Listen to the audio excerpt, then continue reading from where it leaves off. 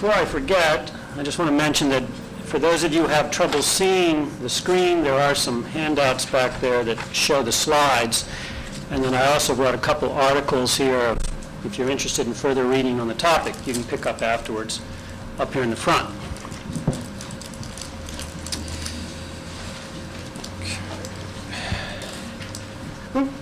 How do I go back?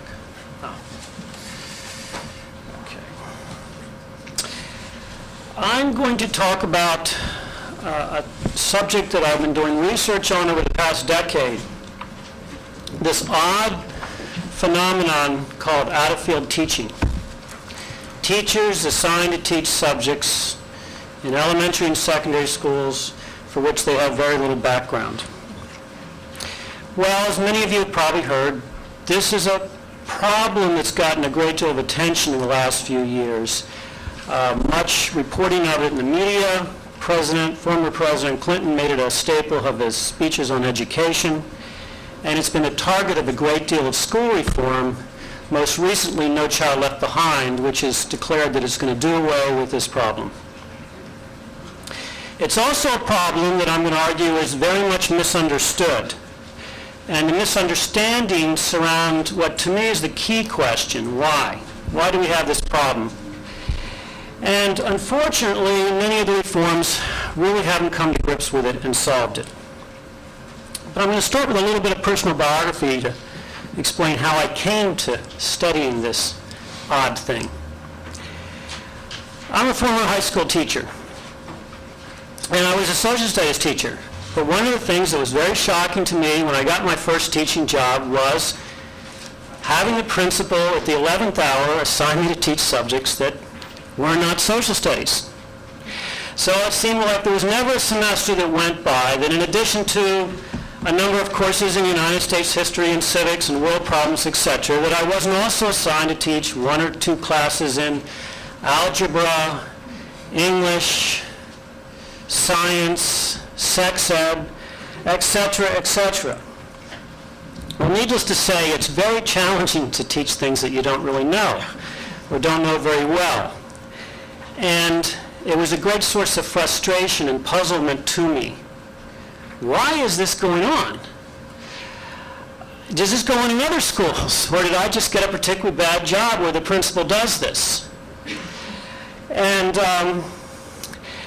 also, just doesn't anyone recognize how crazy this is? It just seemed like a crazy way to run these things called schools, from my viewpoint, a teacher. So in any event, I eventually quit teaching high school and went and got a PhD, and just as I finished, the Federal Department of Education had released a wonderful new study survey of teachers across the country, and several of us figured out that we could, for the first time ever, actually calculate how much of this stuff called out-of-field teaching goes on, where it goes on, and why it goes on. Well, it turns out that when one wants to study the whole issue of qualified teachers and underqualified teachers in a particular subject, that there's immediate problems one comes up against. It turns out it's surprisingly difficult to define the thing. There really isn't any consensus out there as to what is a qualified or unqualified teacher. We have a great deal of debate, often quite acrimonious. Well, is a qualified teacher someone who has a certificate in the field, or has to have what kinds of courses and how many courses and what kinds of training should there be? And we really don't have any consensus over this at all. And so generally what I've decided to do in my own research is to skirt the debate. I've adopted, for the most part, what I call a minimal approach. I thought I'd focus on the most compelling case. So I generally focus on secondary school. I generally focus on core academic subjects. And then I try to figure out how many teachers, secondary level, core academic subjects, don't meet the minimal requirements, which I defined as a college minor, which really isn't that many courses. Now, obviously, having a college minor in a subject doesn't guarantee that you're qualified at all. We can think of people that have a PhD and still unqualified. So I'm kind of viewing as this minimal basic prerequisite.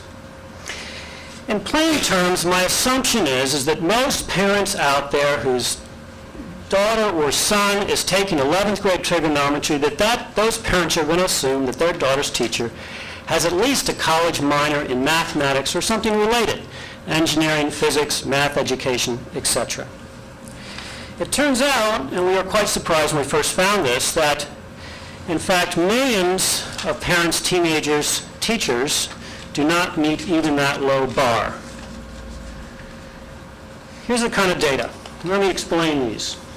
The bars represent the percentage of teachers in each of the 4 core academic fields, grades 7 through 12, who are teaching at least one course in that field and do not have a minor or major in it. So we see that in English, somewhere around a third of those who teach secondary level English courses do not have at least a college minor or a major in English, literature, communications, reading, etc., related type things. We see in mathematics it's a bit higher. We see in science it's a bit lower. Now, we also see from this chart that this is a chronic problem. So I've got data going back to the late 1980s, the most recent data from the 99-2000 school year. Very, very little change, a point I will return to, because these were also, particularly recently, years of a great deal of teacher reform. Also, I want to point out a second thing here that I'll return to is, notice that mathematics and science, the levels really aren't that much higher than either social studies or English. Now at this point, some of you undoubtedly will say, well, wait a minute. This has got to be an exaggeration. This is too high. Clearly, not all these people who are teaching these core academic subjects are that unqualified. I'd say you're right. I think the data are an exaggeration. Some of these people teaching these subjects, maybe they took a whole lot of coursework and never got a major or minor, but they're qualified. Or maybe they did something else in their life and they learned a whole lot of mathematics. Suppose they were a surveyor and they learned a lot of mathematics, don't have a minor or major, but probably perfectly well qualified to teach mathematics. So the numbers, I think, are an exaggeration. But remember now my original premise. This is a very low bar. The parents in this nation would really want all these bars to be 0, particularly when it came to their children. At such a low bar that we get such high numbers is pretty striking. And also, if I change my definition of a qualified teacher, we see that it really doesn't change that much. And so in this next slide, this is where I've looked. Core academic subjects, secondary level, how many teachers teaching the subjects do not have a regular state teaching certificate or license in them? And you can see the bars are a little different, but they're not that much different than the previous slide.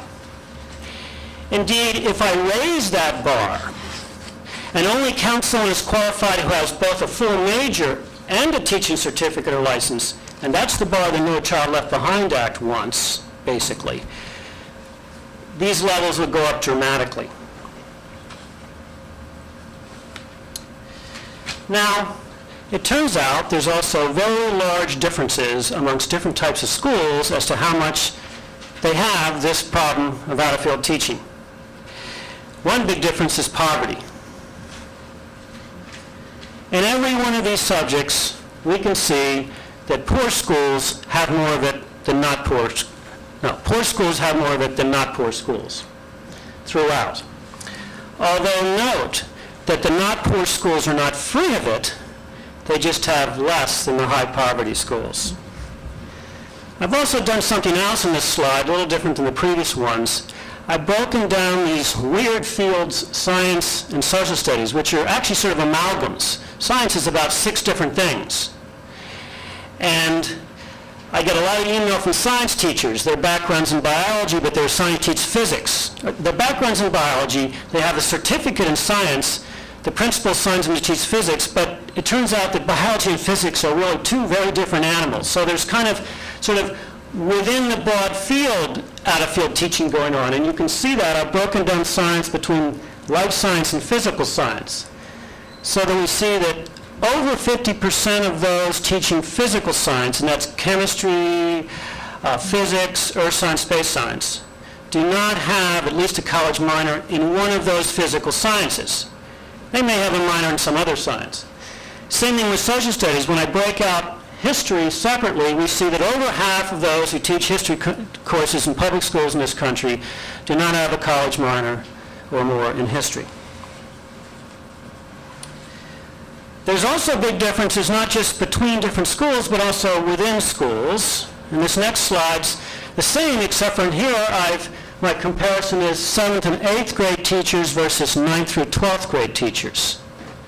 And we see in every case that there's more of this out-of-field teaching going on in the lower secondary levels than in the senior secondary levels. Again, the senior secondary levels aren't free of it. There's just less of it. That's sort of a digression. There's a whole debate, well, is that good or bad? Some people might say, well, teachers at 7th and 8th grade, they don't really need to have as deep a mastery as the senior high teachers, so out-of-field teaching is less of a problem there. The other side, as you might imagine, argues the opposite, and they say, well, wait a minute, those are the formative years. That's the worst time when you want to get a teacher teaching science or math or history that doesn't have any background in it. I don't know which side to take on the debate. I just know that there's less of it in the lower grade levels. Well, the basic point is that there's a big problem out there, and the data tell us that in any given year, about 50% of the secondary schools in the country have some of this going on. The numbers of students are not trivial. In each of these core academic fields, we're talking at least 3 million students each year are taught by teachers who do not meet that minimal bar I set, a college minor in the subject. Well, when we first started to report on and write up the results of this kind of research, it got a lot of attention. This is maybe beginning 6 years ago or so. A lot of media attention. And as I was saying earlier, President Clinton made it sort of an issue. From our viewpoint, that was all to the good, but also a very frustrating experience, because there's been very little understanding then or since as to what I think is the key question, which is why. Why so much? Why is out-of-field teaching so prevalent? Why do we have so much of it? 2 explanations dominate discussion. One is that teachers are at fault, that the source of out-of-field teaching is a lack of training, adequate training or education on the part of teachers. Colleges of education come in for a lot of blame in this explanation. This is not correct. The data tell us that all teachers out there virtually have a 4-year college degree. Half of them have a master's degree. And in fact, contrary to popular opinion, the vast majority of teachers, public school teachers, have a regular teaching certificate. Here we are. This data shows us what percentage of teachers out there do not have a full, regular, state-approved teaching certificate. Now, this might seem surprising to you. We've heard again and again and again from the media that we have these, thousands and thousands of uncertified teachers out there. Well, maybe that's true in Los Angeles in particular areas. But it turns out that overall, most of the workforce does have a full certificate. Now, to be sure, the argument isn't just that teachers lack education and that that's the cause of out-of-field teaching. A more nuanced version is, well, yeah, they have all this soft education degrees. They really don't have any coursework in the subject itself. Well, there's some truth to this. Certainly the balance between content courses and methods and pedagogy courses, that's a big debate, and that's varied over time. And some people might actually, have the degree and a certification, but not have a whole lot of courses in the actual subject matter. But this really misses the point. Out-of-field teaching, the source of out-of-field teaching doesn't lie in a lack of training or education. The source of out-of-field teaching lies in a lack of fit between, on the one hand, what you took in college and what you're assigned to do once on the job. The data tell us that the average out-of-field teacher is a 14-year veteran, they have a master's degree, they have a full certificate, and that for most of the day they do teach the field they have training in. But it turns out my own situation wasn't unique, that a lot of these people, for 1 or 2 classes or 3 classes a day, they're assigned to teach something in another department. Well, why the lack of fit then? Well, why this mismatch? Why are so many people misassigned part of their day? This comes to the second popular explanation for this problem: teacher shortages. Very simple, we've heard it all. Principals simply cannot find adequately qualified people in particular fields, and they have to put square peg in round hole. They have to mix and match. You know, they have all these courses they have to offer, and they have limited staff, and voila, out-of-field teaching. Well, there's certainly some truth to this, but it really can't explain all the problem. Go back to that data I mentioned earlier showing that fields that supposedly have shortages, like math and science, have just as much, well, fields that have surpluses, like English and social studies, have just as much out-of-field teaching going on as math and science. English and social studies have long had surpluses. Shortages can't explain the fact, they can't explain why we have a third of those teaching English don't have any background in English. They can't explain the fact that over 50% of our history teachers don't have any background in history. There's some limits to the shortage. It makes total sense, but it's not the whole picture. So, why then do we have this problem? My own view is this, that it's really rooted in the way schools are run and teachers are managed. It's not really a supply-side problem, it's a management issue here. It's how our human resources are utilized in a sense. Who makes the decision as to who is assigned to teach what in the school? A very crucial decision. Turns out, the data tell us, teachers have no say in that. Principals make that decision. Principals have this wide, increasingly wide menu of things they have to offer as states ask more of schools. And they have a limited staff and a limited day and a limited part of the year. And quite simply, why do they misassign people? Because it's often cheaper and more convenient than the alternatives. That's my hypothesis. So you're the principal. Let's give a few examples. You're the principal. One of your math teachers quits 3 days before school starts in September. What do? You could go to the board and get permission and advertise a position, get applicants in, make a short list, interview some, hire one, get them in. You're at November. Or you could go to a couple of those English and social studies teachers and cross out one of their electives and have them each cover a section or two in mathematics. You're the principal. You have a full-time music teacher on staff, but in a given semester, it turns out you only have enough interest from your students for half a day's worth of music classes. What are you going to do with that music teacher? They're full-time. They're on contract. You have them teach half a day of music and have them teach half a day of something else. You're the principal. You have 2 applicants for an English opening. One of the applicants is fully qualified in English. The other one is not so qualified, but they enthusiastically volunteer to coach varsity basketball. What do you do as the principal? Which one do you hire? It's the middle of the year. Someone quits. What do? Go through the whole search process. There's thousands of these kind of managerial choices facing these people called principals. And in many of those cases, they might opt to assign someone out of their field. And indeed, those managerial choices may save time and money for the school and the school district, and ultimately for we taxpayers.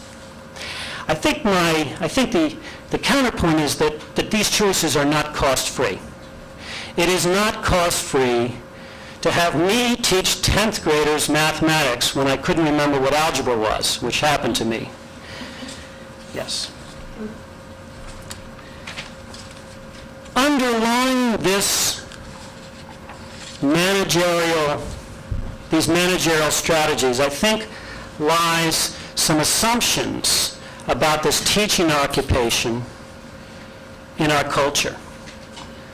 Let's just juxtapose this with those traditional male-dominated, high-prestige professions. Would we ever ask a heart doctor or cardiologist to deliver our baby? Yeah, in an emergency, but we wouldn't normally require it. Would we ask a sociology professor to teach English? Would we have a chemical engineer design a bridge? Would we have a rape lawyer do our will? No, we normally wouldn't.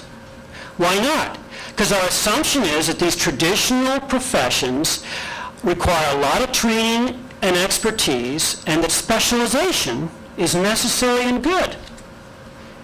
That it would be dumb, it would be inefficient to have those kinds of switches. Contrast that with teaching. I think underlying, and this is my own hypothesis, underlying the prevalence, the widespread acceptance of the practice of out-of-field teaching is a different assumption. And the assumption might go like this, that this really isn't that difficult work. It's women's work. You don't really have to be that smart. And the teaching history really isn't that different than teaching math. I think that's the assumption. But of course, that assumption flies in the face of an awful lot of both research and common sense. Telling those who have spent time, sustained time in classrooms, that teaching, well, that it's maybe not very difficult to be a mediocre teacher, but that indeed it's very, very difficult and takes a lot of skill and training experience to be a high-quality teacher. And that teaching math is not the same thing as teaching history, and that teachers are not like interchangeable blocks that can be switched without cost. Let me wrap up and go back and talk a little bit about the implications. Everybody believes that this widespread problem is due to a deficit in either teacher quality or teacher quantity, bad training or shortages. The antidotes follow. Let's bring more people in and let's upgrade the training. And that's just what local, state, and federal legislators have been pushing the last number of years, and those very things are emphasized in No Child Left Behind. Those are very worthwhile things to do. There's nothing wrong with bringing new blood into the occupation. There's nothing wrong, of course, with upgrading the training and licensure standards for these people. But the data tell us that alone, these things will not solve the problem. In plain terms, we can bring in thousands of people. We could require them all to have PhDs, but it really won't solve the problem if then, for part of the day, those PhDs are assigned to teach something in another field. What's to be done? I think we need to shift attention from these sources outside of schools, shortages and training, and need to look inside of schools. The way they're organized, the way they're managed, the way this vital resource called teachers are utilized and managed. The data also tell us that that on the one hand, this is a widespread problem. On the other hand, there's very, very large school-to-school differences in how much out-of-field teaching goes on. And this is what I've been working on the last few years, is trying to peg it down. Well, why some schools have so much more than others? And after I control for all those things like the poverty levels and the urbanicity and school size and whether they have shortages, etc., I have actually started to find that there's some interesting things about schools that are strongly correlated with how much out-of-field teaching they have. Some things I liked finding, some things I didn't. One thing is that bureaucracy works. Big bad bureaucracy. That is, some school districts have top-down rules that constrain principals' hiring decisions, that you have to hire someone in the field. Schools in those districts have less out-of-field teaching. Second thing is that schools where the principals are rated as better leaders, whatever that means, have less out-of-field teaching. Teachers are asked to rate their principals. I don't know whether it's chicken or egg, but there's a very strong effect there. And then finally one that I didn't like finding is class size. Schools with larger class sizes have less out-of-field teaching. We can understand why. You could hire someone underqualified, or you could not hire anyone and simply double up the class size of your existing teachers. A very tough choice. So I think the implication here, my conclusion is, for both research and policy, is that to really understand and come to grips with these things, and this is what No Child Left Behind will have to do, is to look closely in schools, not just out of schools, to understand. Thank you very much.